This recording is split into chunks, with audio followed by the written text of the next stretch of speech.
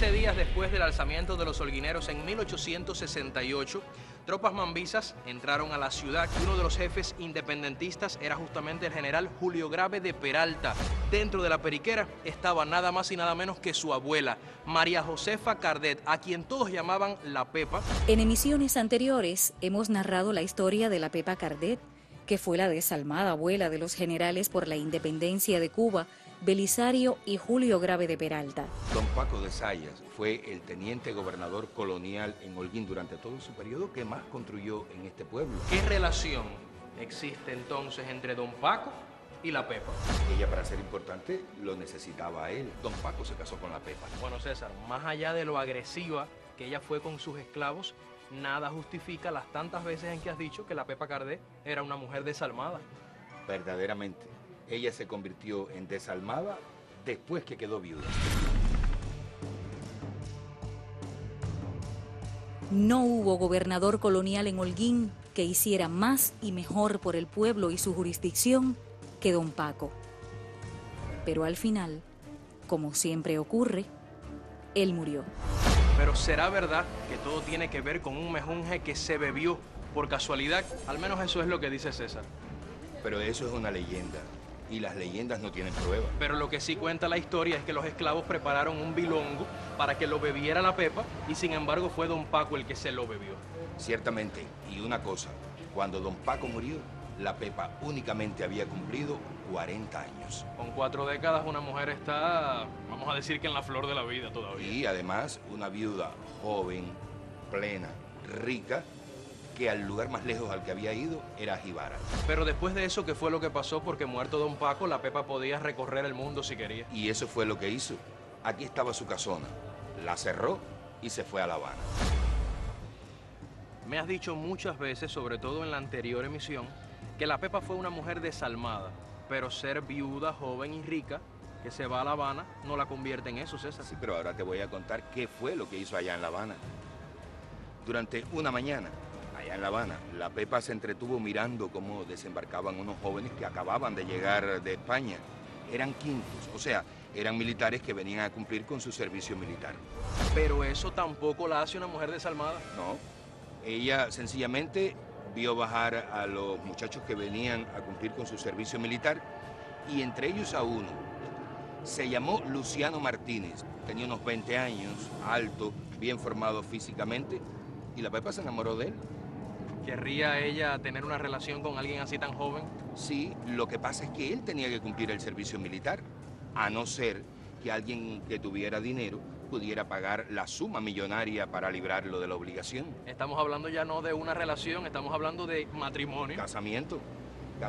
La Pepa pagó para que Luciano Martínez no tuviera que cumplir el servicio militar y lo trajo a Holguín.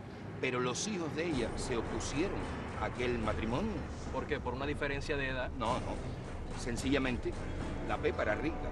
Luciano Martínez no tenía dote que aportar al matrimonio y eso se lo hicieron ver sus hijos. Por eso le decían, no mamá, no te puedes casar con él. Pero la Pepa sabemos muy bien que hacía lo que le venía en gana. Mira, y esto fue lo que hizo. Ella dividió la fortuna de don Paco, una mitad para ella como le correspondía y la otra mitad se dividió entre los 6 hijos, o sea, cada uno un sexto de esa fortuna. Como lo demandaban las leyes de la época. Era así. Y ella no violó ninguna ley con eso, tampoco la violó cuando decidió que la mitad de la fortuna que le había tocado a ella se la regaló a Luciano Martínez. Y me imagino que él estaría muy feliz con eso, pero... Muy feliz. Ahora ella era la que era pobre y él era rico. Y se querían casar, pero ella no tenía dote que aportar al matrimonio. Y esto fue lo que hizo la desalmada Pepa Cardet. Reunió a sus 6 hijos y les dijo que ellos no iban a permitir que su madre fuera infeliz por no poderse casar al no tener una dote que aportar. Y les exigió que cada uno de ellos le diera una parte del dinero que habían heredado para ella aportarlo al matrimonio. Pero sus hijos no estuvieron de acuerdo con eso. En lo absoluto, terminaron en los tribunales. ¿Y hay documentos que prueben todo eso que me cuentas? Hay documentos que prueben todo eso y los vamos a ir a ver ahora.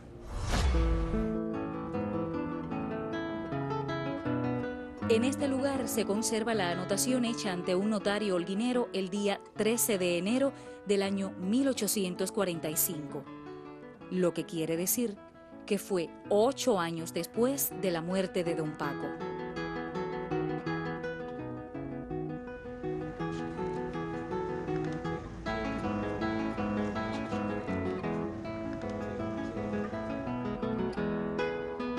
Es este el documento que se conserva en el Archivo Provincial de Historia.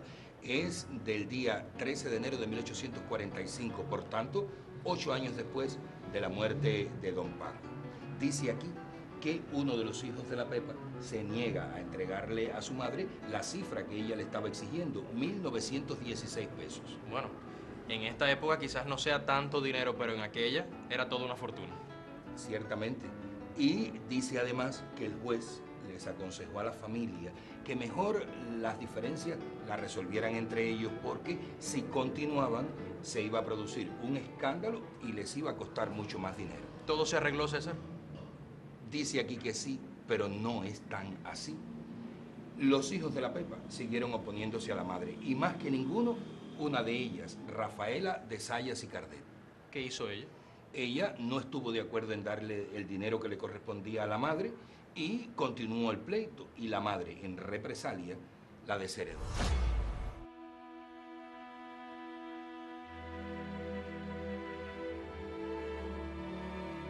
Los documentos sobre el acto de desheredación de Rafaela de Zayas Cardet por su desalmada madre se conservan en el Archivo Nacional de Cuba.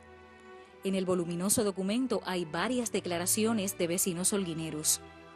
Uno de ellos dice que es una vergüenza que la rica Pepa Cardet haga un acto tan abominable. Y sigue diciendo que eso no le extraña, porque ella, con tanto dinero que tiene, y mandó a otro hijo a vivir en la indigencia, y que a lo largo de su vida, dice ese testimoniante, esa señora, o sea, la Pepa Cardet, siempre fue más mujer que madre. ¿Y entonces qué hizo Rafaela después de que su madre la desheredó? Nada, lo obvio, ser pobre. Y se casó con un santiaguero que vino a vivir a Holguín. Se llamaba José Andrés Grave de Peralta. O sea que los hijos de José Andrés y Rafaela son los Grave de Peralta y Zayas. Cierto. Aquí en esta casona donde estamos, Rafaela trajo al mundo a uno de sus hijos, célebre por demás, el mayor general Julio Grave de Peralta y Zayas. Eso sí yo lo sabía. Ahora, no me vas a decir que esta es la casa de una familia pobre. Obviamente no, esta no es la casa de una familia pobre. Lo que pasa es que Rafaela dejó de ser pobre cuando una hija de ella se casó con un hombre rico.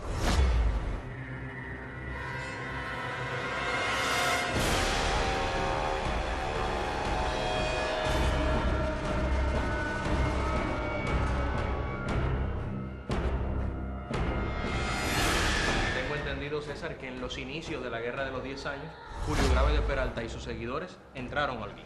Los españoles que cuidaban a la ciudad eran muy pocos, por eso a ellos no les quedó otra opción como no fuera venir a esta casona, la Periquera, y guarecerse detrás de los muros de ella. Y junto con los españoles, también esconderse, vinieron los cubanos que no estaban a favor de la independencia de Cuba, entre ellos Luciano Martínez y la Pepa Cardet. No podía ser entonces la situación más dramática. El nieto intentando, vamos a decir, que derribar los muros de la Periquera, y adentro la abuela pretendiendo que el nieto no venciera. Pero estos muros fueron inexpugnables. Por eso el general Julio Grave de Peralta ordenó que se quemaran las casas de los alrededores para que el fuego se extendiera a la Periquera. Una de ellas era de la propiedad de la Pepa. Sí, dicen que cuando incendiaron su casa, la Pepa Cardet se paró por una de las puertas de la Periquera y estuvo ahí horas y más horas viendo cómo se consumía su casona. Cuando al final la casona se derrumbó, la Pepa Cardet sufrió un infarto y murió.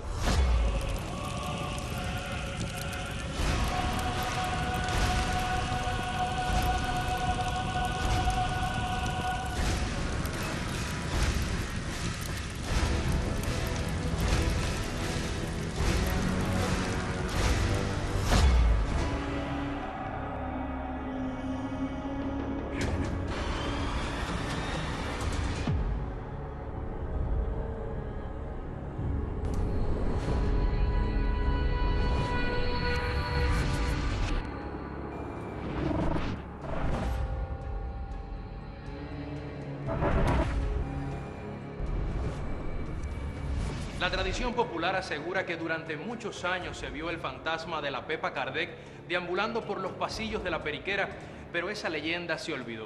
De la desalmada mujer solo nos queda su firma en uno de los libros notariales de la ciudad y nada más. Es todo por hoy, pero volveremos en un próximo encuentro para que usted siga siendo testigo de los tiempos.